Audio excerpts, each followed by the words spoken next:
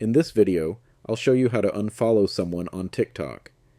If you find this guide helpful, please consider liking the video and subscribing to the channel.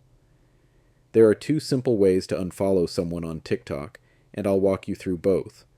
The first method is by visiting their profile directly. To do this, tap on the Home button, then tap the search icon in the top right corner.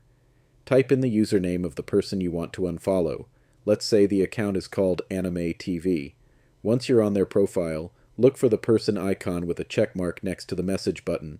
Tap that icon, and you'll immediately unfollow them. The second method is through your own profile. Start by tapping the profile icon at the bottom right of the screen. Then tap on your following list. It may take a moment to load. Here, you'll see a list of all the accounts you follow.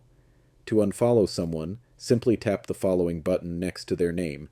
It will switch back, indicating that you've successfully unfollowed them. And that's it. 2 easy ways to unfollow someone on TikTok. If this video helped, don't forget to leave a like and subscribe for more simple TikTok tutorials.